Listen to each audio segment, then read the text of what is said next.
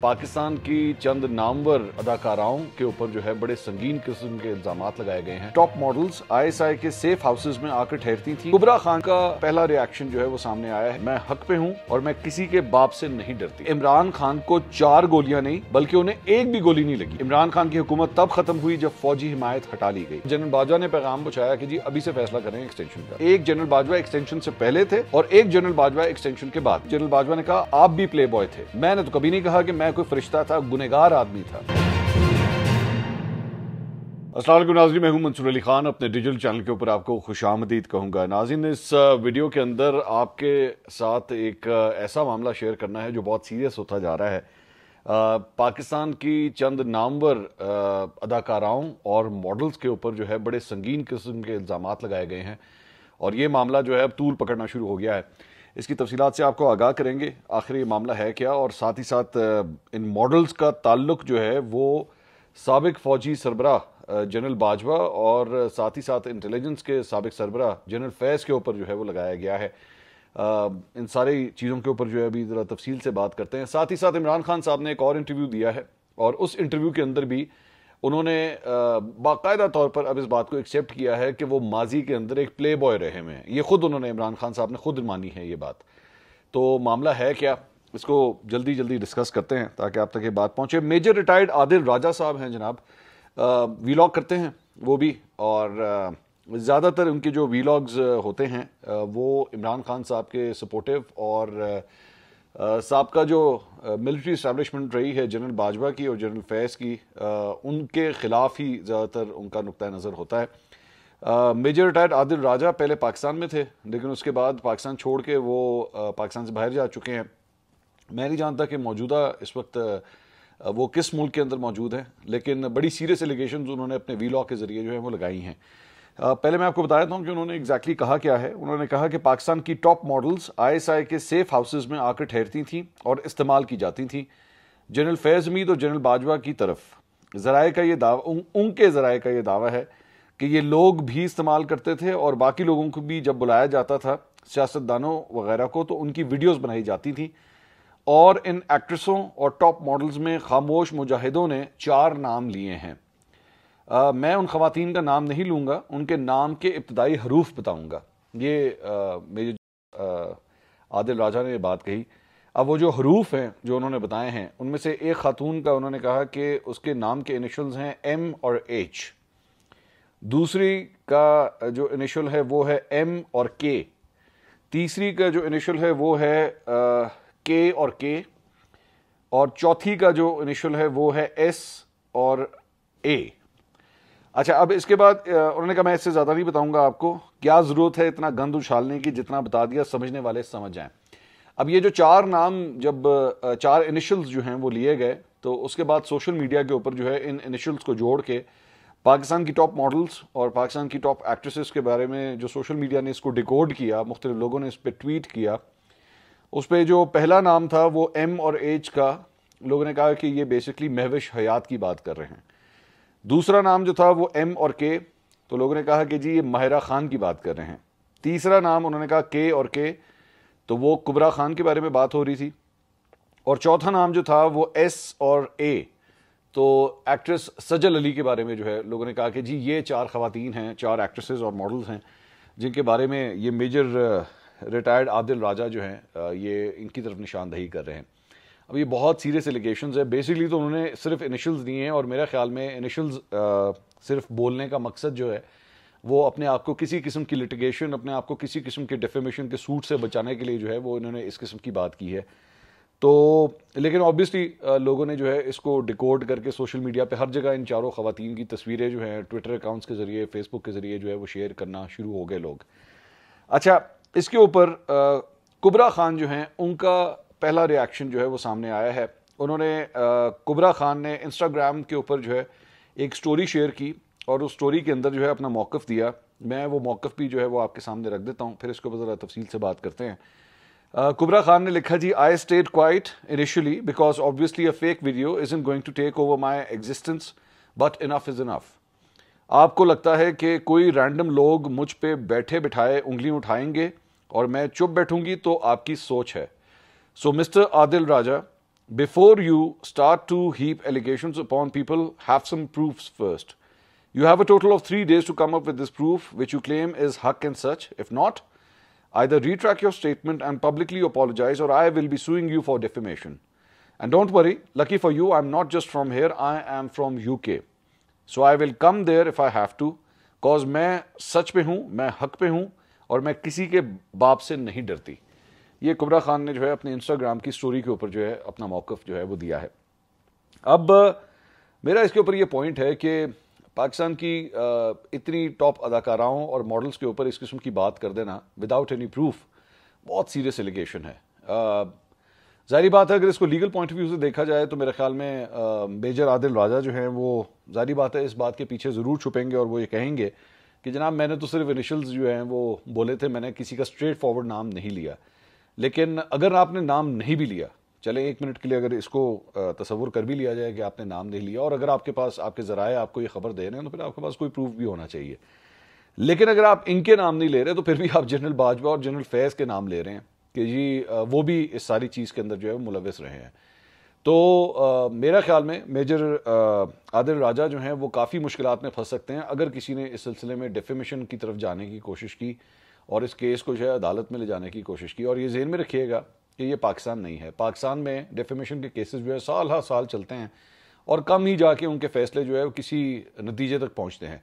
Doctor Shahid Masood के खिलाफ जो है वो सईद गनी साहब ने एक डेफेमेशन का केस किया हुआ था कराची के अंदर, और उसके अंदर डॉक्टर शाहिद मसूद को काफ़ी मुश्किलात का सामना करना पड़ा और डॉक्टर शाहिद मसूद को उसके बाद सज़ा भी हुई उसके अंदर।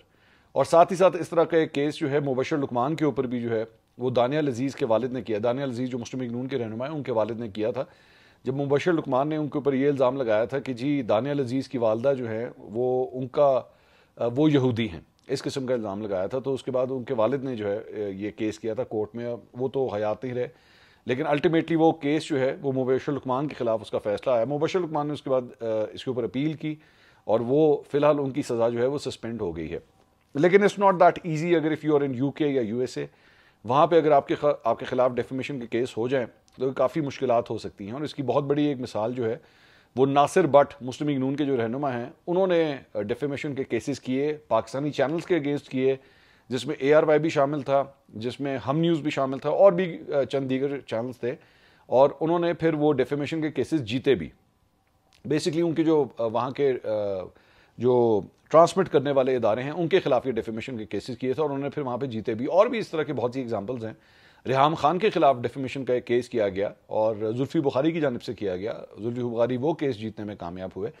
तो ये जो इल्ज़ाम इन्होंने लगाया है पाकिस्तान की टॉप एक्ट्रेसेस और मॉडल्स के ऊपर, मेरे ख्याल में काफ़ी मुश्किल हो सकती है अगर ये कोई सबूत लाने में नाकाम रहे तो। आगे चलते हैं क्योंकि और भी बहुत से टॉपिक्स हैं जो कवर करने। कामरान खान साहब की जनाब एक पुरानी ख्वाहिश जो है वो एक दफ़ा फिर सामने आ गई है। कामरान खान साहब सीनियर एंकर पर्सन, उन्होंने ट्वीट किया, गैर सियासी निगरान हुकूमत का फौरी क़याम, मुल्क में जारी सियासी हिजान से आज़ादी, आज हर शहरी और कारोबार की अवलीन ख्वाहिश दुआ है। इसी वजह से तवील मुद्दती गैर सियासी हुकूमत क़याम की खबरों या अफवाहों ने मुसलसल 3-4 दिन पाकिस्तान स्टॉक एक्सचेंज इंडेक्स में बेहतरी के आसार पैदा कर दिए। कौम सियासत में तवील मुद्दती वक्फा मांग रही है। तो अब आप खुद ही अंदाज़ा कर सकते हैं कि कामरान खान साहब के दिल में क्या ख्वाहिश फूट रही है कि किसी तरह बस ये जो कोई निगरान सेटअप आ जाए, साल 1.5-2 साल के लिए आए, टेक्नोक्रेट सेटअप आए, जिसकी बाज़गश जो है पिछले चंद दिनों से हो रही है, ताकि जो है वो जो सियासी जमातें हैं उनको तो आप खुडे लाइन लगाएं ना, उनको तो बंद कराएं। तो कामरान खान साहब की जो डिक्टेटोरियल किस्म की ख्वाहिशात हैं और एंटी जमहूरी ख्वाहिशात नहीं, ये कोई नई बात नहीं है। एस्टैब्लिशमेंट्स के हमेशा जो है वो सपोर्ट में रहे हैं। जो भी नया आर्मी चीफ आता है उसको काफ़ी वो सपोर्ट करते रहते हैं। और अब चूंकि कि नई डिस्कशन जो है वो शुरू हो गई है तो कामरान खान साहब भी जो है उसको पूरी तरह सपोर्ट करना चाहते हैं। बहरहाल I am absolutely against it. मैं इस मामले में चाहे इमरान खान साहब हों, चाहे कोई और जमहूरी सियासी जमात हो, मैं उसके हक में हूँ। इलेक्शंस होने चाहिए पाकिस्तान के अंदर और अवाम के पास ये राइट होना चाहिए कि वो किसी को भी अपना लीडर इलेक्ट करें, किसी को भी वज़ीर आज़म के मनसब के ऊपर बैठाएं, ये उनका हक है। लेकिन ये जो टेक्नोक्रेट सेटअप या इस किस्म के लोगों को ला के साल 1.5-2 साल के लिए बिठा देना, ये कभी भी इस चीज़ का हल नहीं है। मैं माजरत के साथ इसके बहुत खिलाफ हूँ। अच्छा जी, एक और ख़बर ये है कि दुनिया न्यूज़ चैनल के ऊपर एक प्रोग्राम में दावा किया गया है, बहुत बड़ा दावा किया गया है, और वो ये है कि पंजाब फोरेंसिक लैब, जो कि बेसिकली पंजाब हुकूमत के ज़ेर इंतज़ाम है, और पंजाब हुकूमत आप जानते हैं कि परवेज़ इलाही साहब उसके चीफ मिनिस्टर हैं, और पाकिस्तान तहरीक इंसाफ और उनके इत्तेहादी की हुकूमत है जो इस वक्त पंजाब के अंदर मौजूद है, उनके अंडर काम करने वाली पंजाब फोरेंसिक लैब ने यह कहा है कि इमरान खान को 4 गोलियां नहीं बल्कि उन्हें एक भी गोली नहीं लगी है। उन्हें कोई 4 गोलियां नहीं लगी बल्कि उनको कोई एक गोली भी नहीं लगी है। इमरान खान को गोलियों के 3 और धात का 1 टुकड़ा लगा है। ये बहुत से लोग जो हैं पहले भी इस बात के बारे में कह रहे थे कि जनाब गोली इस तरह नहीं लगती, जब गोली लगती है ना तो हड्डी हुड्डी तोड़ के दूसरी साइड पे निकल जाती है। तो ये खबर दुनिया न्यूज़ के एक प्रोग्राम के अंदर कही गई है कि जनाब ऐसी कोई बात नहीं है, सिर्फ उनको गोलियों के टुकड़े लगे हैं और धात का 1 टुकड़ा लगा है जो उनकी टांग के अंदर लगा है। उसमें यह बताया गया है कि इमरान खान पर 3 अतराफ से फायरिंग नहीं हुई। पंजाब फोरेंसिक रिपोर्ट के मुताबिक इमरान खान पर हमले वाले दिन 12 गोलियां मुलजिम नवीद की पिस्तौल से फायर की गईं और बकिया 2 SMG की हैं। इसमें बताया गया कि तहरीक इंसाफ के कारकुन मोज़म की हलाकत के बाद पोस्टमार्टम रिपोर्ट के हवाले से बताया गया कि मोज़म की हलाकत उस गोली से हुई जो कंटेनर से मारी गई थी। मैंने भी पहले इसके बारे में बार बार ये बात कही थी कि कंटेनर से जो फायरिंग हुई है उसको नोट करने की जरूरत है कि क्या वो फायर तो नहीं लगा था इस शख्स को कि जिसकी वजह से पाकिस्तान तहरीक इंसाफ का कारकुन जो है वो जहाँ बहक हो गया। तो ये रिपोर्ट जो है अब ये बताती है, जबकि ज़ाहिर बात है पाकिस्तान तहरीक इंसाफ ये क्लेम करती है कि नहीं जी इमरान खान साहब को 4 गोलियां लगी हैं। तो एक तफसील ये भी है। इसके अलावा पिलडाट की एक बड़ी इंटरेस्टिंग रिपोर्ट आई है और वो भी इमरान खान साहब के खिलाफ है। इसमें इस रिपोर्ट में कहा गया है कि इमरान खान के दौर में पाकिस्तान में गैर एलानिया आमरीत थी। इसकी वजह खुद इमरान खान थे या उन्हें हासिल इस्टेब्लिशमेंट की हिमायत, ये कहना मुश्किल है। पिलडाट ने कहा है कि जी जमहूरियत की हालत ज़ार पर इस रिपोर्ट में कि 40 बरस में इस्टेब्लिशमेंट ने सियासतदानों से मिलकर जो चालें चली वो और जमहूरी निज़ाम के साथ खेला गया खेल खुलकर अब बेनकाब हो चुका है। इस्टेब्लिशमेंट की मुदाखलत ने पार्लियामेंट, सियासी जमातों, अदलिया और ब्यूरोक्रेसी समेत तमाम इदारों को मफलूज किए रखा। खराबी के खात्मे के लिए गैर आईनी कार्रवाइयों के खिलाफ संजीदा इकदाम करना होंगे। इलेक्शन कमीशन ने आईनी खुद मुख्तारी का इस्तेमाल किया। इदारे का सख्त इल्जामात का मुकाबला करना जमहूरियत के लिए उम्मीद की किरण है। सो बेसिकली उन्होंने इलेक्शन कमीशन ऑफ पाकिस्तान को सपोर्ट किया है। उन्होंने लिखा कि नवंबर 2022 में आर्मी चीफ ने सुबकदोश होते हुए वक्त कहा कि अब फौज सियासत में मुदाखलत नहीं करेगी। फौजी कमान की तब्दीली के बाद इस्टेब्लिशमेंट की सियासत में मुलव्वस होने का सबूत फिलहाल नहीं मिला है। इस अदम मुदाखलत के फवायद शायद फौरी हासिल ना हो, लेकिन अगर इस्टेब्लिशमेंट सियासत से अलग रहने के अज़म पर कायम रहे तो जमहूरियत में बेहतरी की उम्मीद है। इमरान खान ने बतौर वज़ीर आज़म अपने तर्ज हुकूमत का जिम्मेदार फौज को नहीं कहा, लेकिन इक़्तिदार जाने के बाद माना कि उन्हें फौजी हिमायत हासिल थी। बजट मंजूर करवाने और चीफ इलेक्शन कमिश्नर की तैनाती के लिए उन्होंने फौज से हिमायत मांगी थी। इमरान खान की हुकूमत तब ख़त्म हुई जब फौजी हिमायत हटा ली गई। ये हकीकत है कि इत्तेहादी हुकूमत फौज की हिमायत के बगैर इक़्तिदार हासिल नहीं कर सकती थी। तो गई हुई हुकूमत और मौजूदा हुकूमत दोनों के हवाले से पिलडाट ने जो है बड़ी ज़बरदस्त रिपोर्ट लिखी है और इस्टेब्लिशमेंट का क्या किरदार रहा है पाकिस्तानी सियासत में, मेरे ख्याल में उसे भी बड़ी तफसील से जो है वो डिस्कस किया गया है। अब आ जाएं जनाब इमरान खान साहब के एक इंटरव्यू के मुतालिक जो उन्होंने GNN को एक इंटरव्यू दिया है। इसमें आरिफ हमीद भट्टी साहब और सईद काजी साहब ये दोनों एंकर कर रहे थे इस शो को और इनके साथ क्वेश्चन एंड आंसर सेशन जो है वो हुए हैं। कुछ जो इंटरेस्टिंग पॉइंट्स हैं वो मैं आपके साथ शेयर करना चाहूँगा। उन्होंने कहा जी हमें हटाने का प्लान तो पहले ही बन गया था, अब चीज़ें वाजे हो रही हैं। शुरू में तो हमें समझ नहीं आ रही थी। एक बात जनरल बाजवा कहते थे, एक ग्राउंड पर हो रही थी। एजेंसीज हमारे लोगों को तोड़ रही थी, लेकिन जनरल बाजवा कहते थे हम न्यूट्रल हैं। वो हमें समझ नहीं आ रही थी, लेकिन अब तो सारी चीज़ें सामने आ गई हैं। ये प्लान 2021 की गर्मियों में बनाया गया और जनरल बाजवा ने जो है वो काम शुरू किया। हुसैन हकानी को हायर किया गया और जनरल बाजवा ने हायर किया। उन्होंने मेरे खिलाफ अमेरिका में कैंपेन की। हुसैन हकानी के साथ CIA का कोई आदमी था। प्लान था मुझे हटाकर शहबाज शरीफ को लाने का। जनरल बाजवा एक जनरल बाजवा एक्सटेंशन से पहले थे और एक जनरल बाजवा एक्सटेंशन के बाद थे। एक्सटेंशन के बाद जनरल बाजवा ने PDM के साथ अंडरस्टैंडिंग कर ली। एकदम जनरल बाजवा ने कहना शुरू कर दिया कि एहतसाब को छोड़ें, मईशत को बेहतर करें।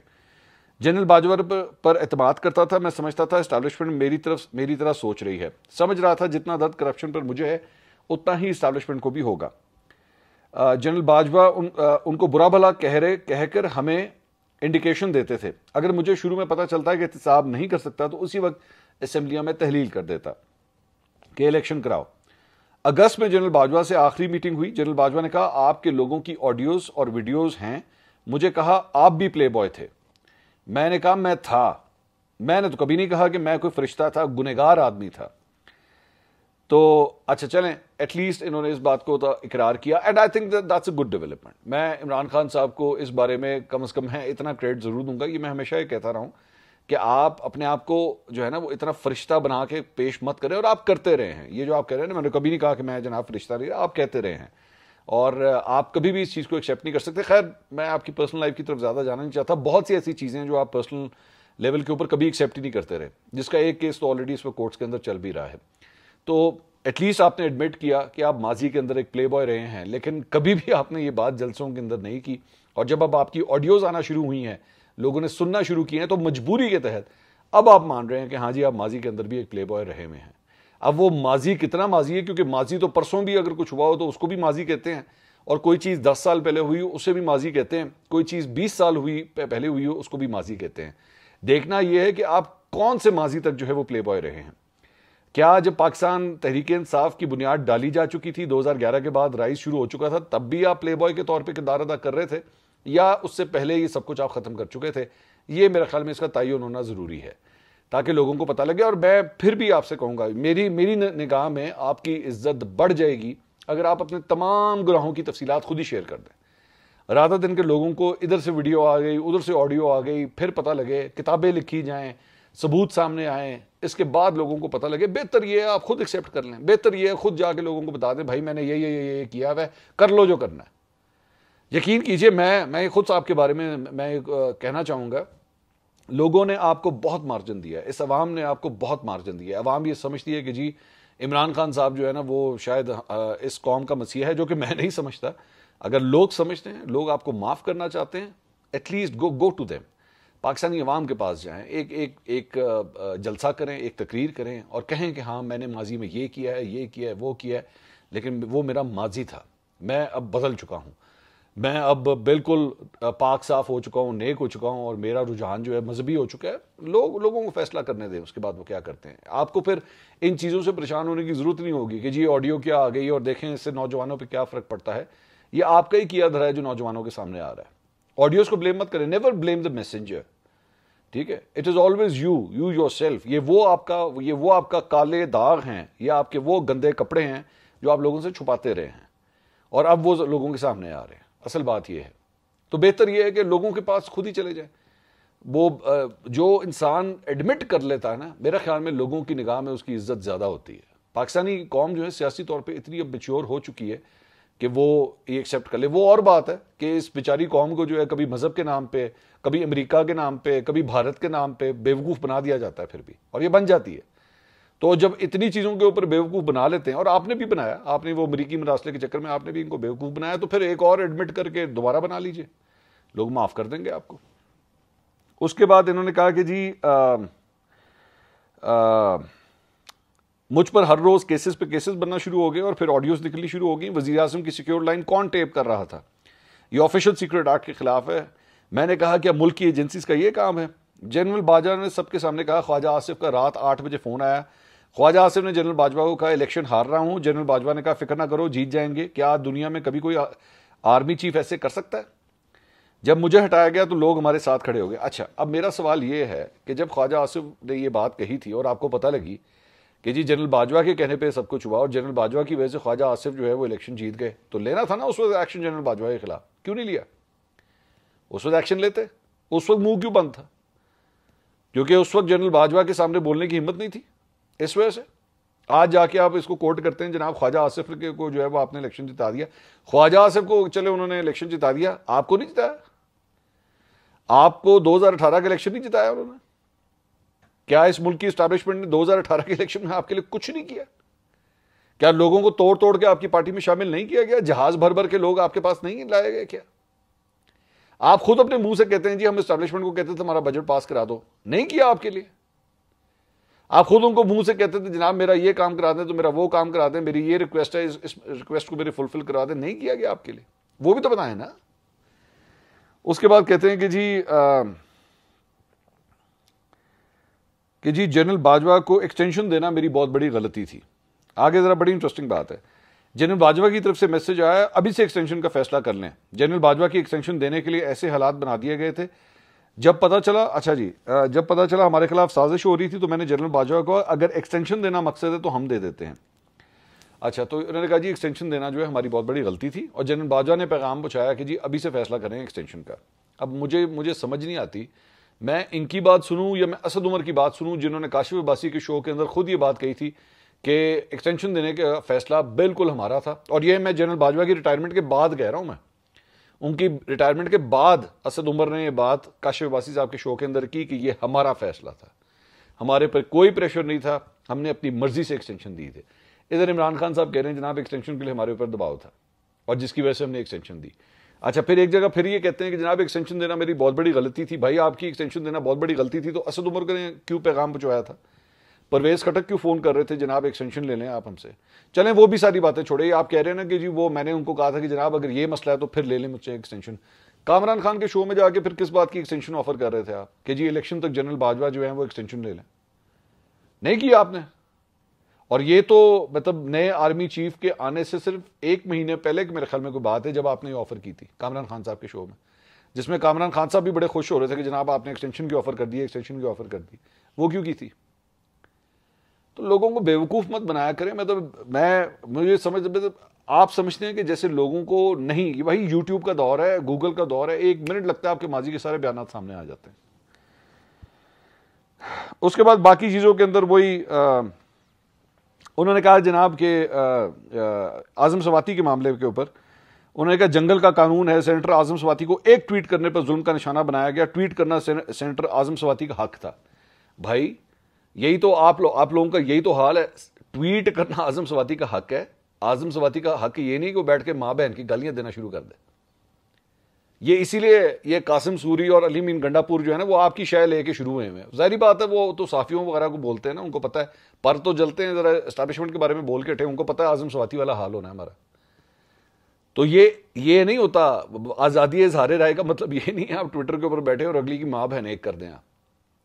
यही वजह है जिसकी वजह से ना आप सोशल मीडिया को अपना ये वाला हथियार समझते हैं कि मैंने किसी की इज्जत तार तार करनी हो, किसी के कपड़े फाड़ देने हो, किसी का बेड़ा गर्क करना हो, तो मैं इस तरह सोशल मीडिया को इस तरह इस्तेमाल करूं। ये वो जो है ना वो अरसलान बेटा इसको गद्दारी के साथ जोड़ दे, ये हक नहीं है आपका, ये आपका हक नहीं है। आपको किसने कह दिया? ये आपने जो लौंडे लपाड़े तैयार किए हैं ना, आपने रखा ही इनको इस काम के लिए हुआ है कि जी अगले की इज्जत उड़ा के रख दो।